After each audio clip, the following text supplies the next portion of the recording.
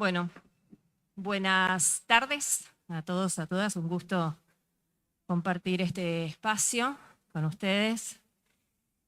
Lo primero que quiero contarles y agradecerles es la invitación. Para mí es un honor compartir este lugar. Me toca hoy liderar una organización de periodistas, el Foro de Periodismo Argentino, pero soy chubutense, esquelense, y me llena de orgullo poder compartir este espacio y este momento que lo entiendo como histórico para nuestra provincia. Así que en principio, gracias por la invitación. Me parece que es una interesante forma de darnos debates que necesitamos, aun cuando no son los que están en la agenda cotidiana. Está muy bien intentar instalarlos, por lo menos nosotros así lo creemos, porque, digo, desde el ejercicio periodístico, entendemos que la sostenibilidad democrática también implica calidad institucional. Bueno, tenemos un escenario en líneas generales complejo en todo el país. En materia, recién escuchaba sobre esto de cómo acercar a los jóvenes a la política, los temas que impone también un proceso electoral para que resulte, si vale el término, más atractivo. Yo voy a remitirme en la presentación no a cuestiones técnicas específicas, digo, sobre la métier interna del proceso, pero sí me gustaría puntualizar algunos aspectos que tienen que ver con temas de transparencia, de acceso a la información. Sí me parece que ese es un tema clave en esto de acercar a las comunidades a los procesos electorales, a la ciudadanía a los procesos electorales, acercarnos, digo, sin hablar del otro, hablar de nosotros, porque ahí estamos, ¿no? En principio está claro que se está saldando en la provincia una deuda democrática en lo referido a la normativa electoral, y esto es interesante, que es una oportunidad también muy importante el hecho de que se dé de manera participativa. Y hay algunos aspectos en particular que creo que vale la pena destacar. Lo hacía recién. A propósito de la figura de los observadores electorales, de la sociedad civil, esto de dotar de mayor transparencia a los actos eleccionarios a través de estas figuras nos parece súper interesante. Y también la incorporación de los debates públicos obligatorios, que también vienen a fortalecer el debate democrático. No voy a hacer consideraciones sobre la boleta única de sufragio. Entiendo que hay especialistas, más allá de que nos parece una medida muy interesante, definitivamente mucho mejor del sistema que hoy tenemos. Ahí entiendo que va a haber que alinear también el proceso nacional con el proceso provincial, pero bueno, es un tema que de todas maneras implica un avance interesante. Sí, en ese aspecto me parece también válido destacar la necesidad de hacer campañas reales de concientización y de uso de este nuevo esquema. Me parece que eso va a llevar mucho tiempo. Desde el ejercicio periodístico debo decirles que, lo pensaba cuando leía en general el código, la ley de financiamiento de partidos políticos, es muy interesante todo lo que allí se escriba, pero si no sabemos contarlo estamos en cero. Entonces va a ser clave. Hoy Lourdes es la mencionada de la tarde, porque lo hablábamos también esto de hay que capacitar a los periodistas para traducir bien este mensaje. Y entiendo que quizás sea, bueno, luego la implementación y el esquema mismo de reglamentación, pero tiene que estar explicitado.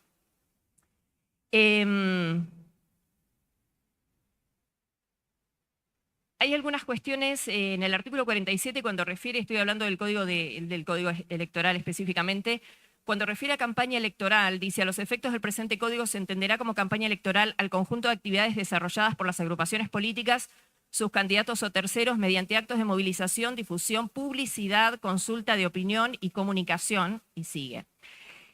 Voy a ser reiterativa en algunos puntos. Me parece que, y coincido con lo que decía Teid, me parece que la redacción es interesante, pero que está faltando una mirada, yo no sé ni siquiera decir en mediano plazo. Me parece que hay un montón de cosas en temas de comunicación que, insisto, quizás se revisen después en la reglamentación, pero sería interesante que algunos aspectos, sobre todo en lo que hace al mundo virtual, tengan algún lineamiento, porque las reglamentaciones pueden desviarse del espíritu del legislador, nos está pasando.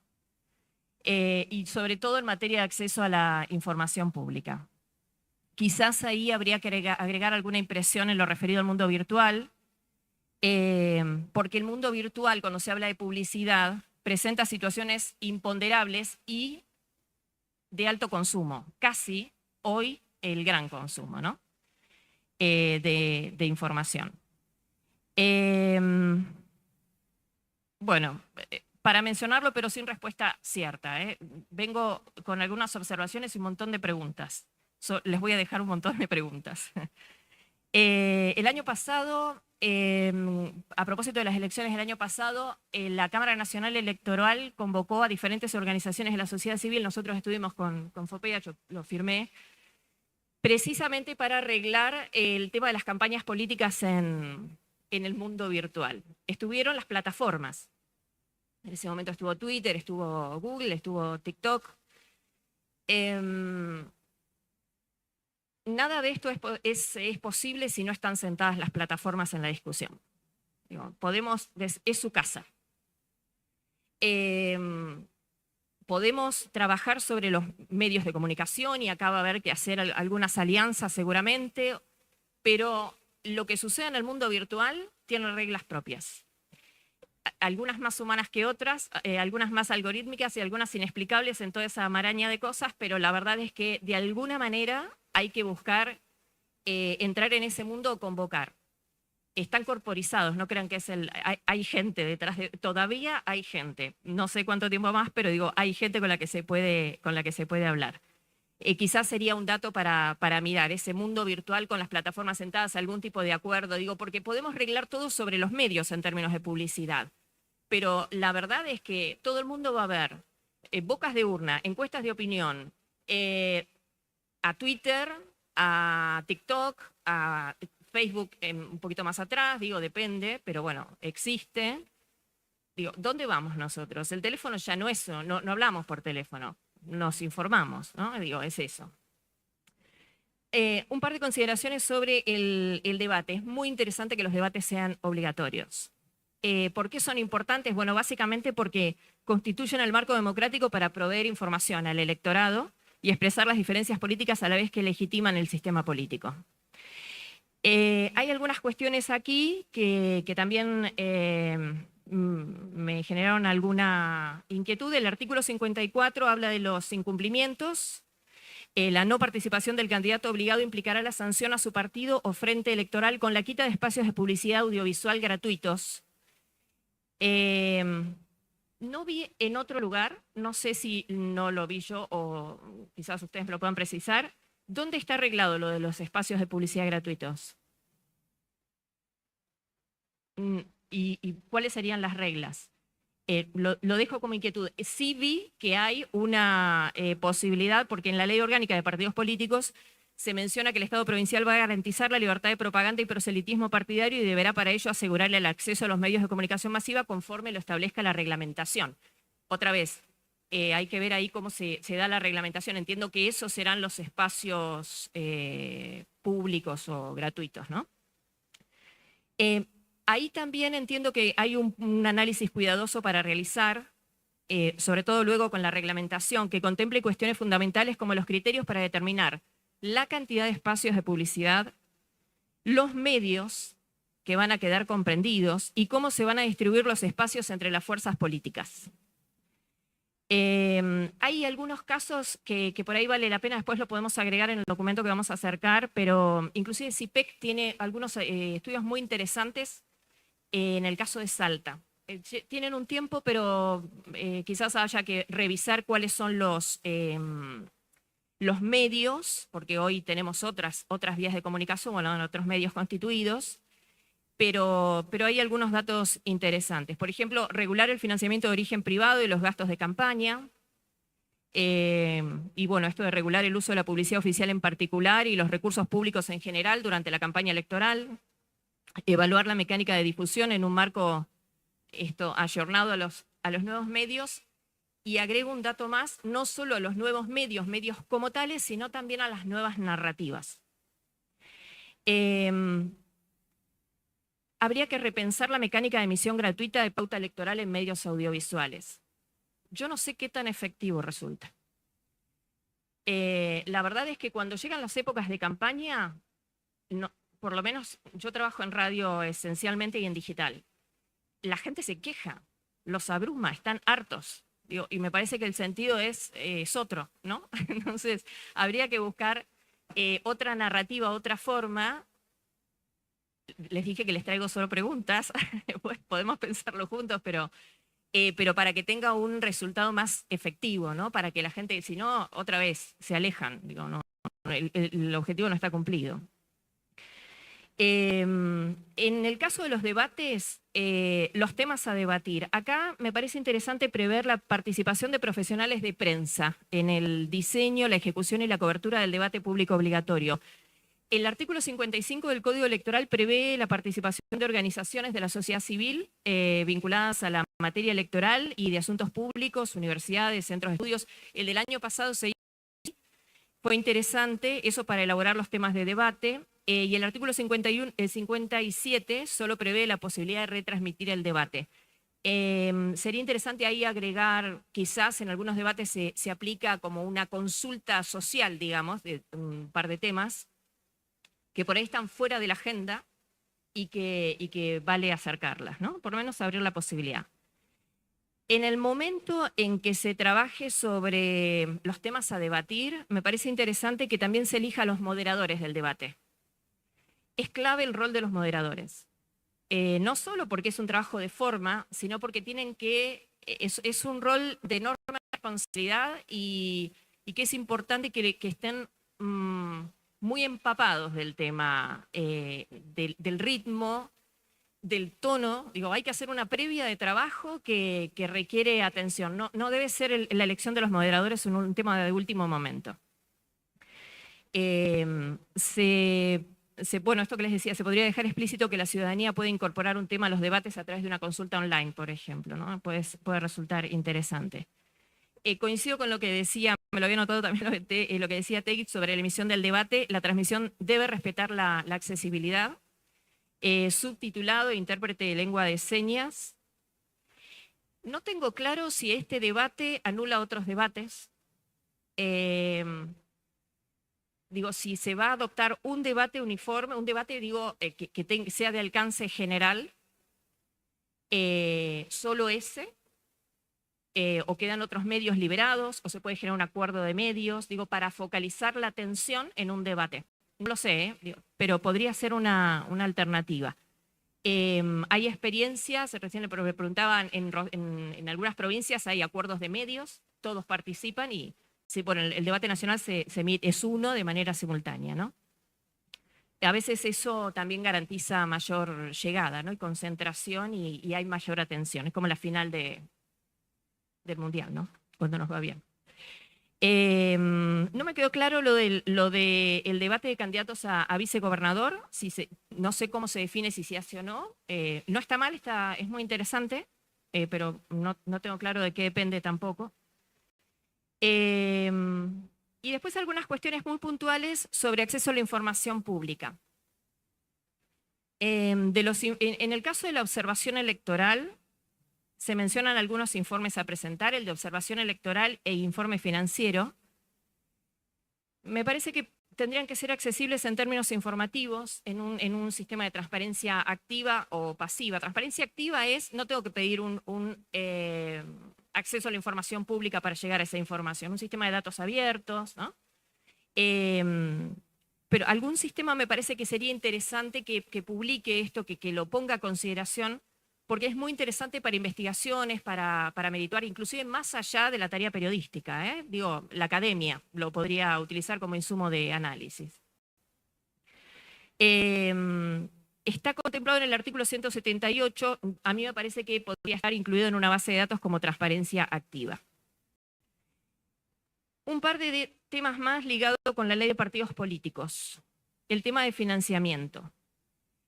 La difusión de datos sobre el financiamiento sería interesante que también sea, que haya un análisis cruzado. Las declaraciones de ingresos y gastos de los partidos políticos y que también haya, en particular, una rendición de aportantes, visible, pública. Yo sé que esto puede resultar invasivo, incómodo, lo que fuere, pero es clave para la lectura posterior de quien esté en ejercicio de gobierno. Y también, digo, básicamente, si hablamos de transparencia, es completa. La norma debiera ser completa. Esto es una recomendación que en muchos espacios nosotros lo hemos realizado, creo que lo ha hecho también Poder Ciudadano, ha trabajado mucho en el tema, por citar otras organizaciones de la sociedad civil. Lo mismo, la publicidad de datos, la rendición de cuentas de los partidos políticos, insisto, con el sistema de datos abiertos. Hay algunas cuestiones ahí sobre la rendición de partidos, el financiamiento de partidos políticos que podrían considerarse. Por ejemplo, lo de la prohibición de los aportes en efectivo. Que haya algunas cuestiones, digo, que en general los aportes estén bancarizados, es más fácil seguir una ruta de dinero en esos casos. Me parece muy interesante que se habilite el aporte de personas jurídicas. Eso también me parece que ese es un ejercicio de transparencia, que pueden ser empresas, o pueden ser sindicatos, o pueden ser fundaciones, ¿no? Pero que también esté claro. Y sobre todo para evitar conflictos de intereses, que también quede eso explicitado. Bueno, en línea general, bueno, la responsabilidad de los candidatos en estos temas. No, es un tema que debe ser analizado, me parece que está bien, hacer a los candidatos corresponsables por las violaciones a la ley de financiamiento. Pueden verlo de dos maneras, o como sanción o como un incentivo para cumplir. A mí me gusta ver la segunda, pero bueno, son maneras.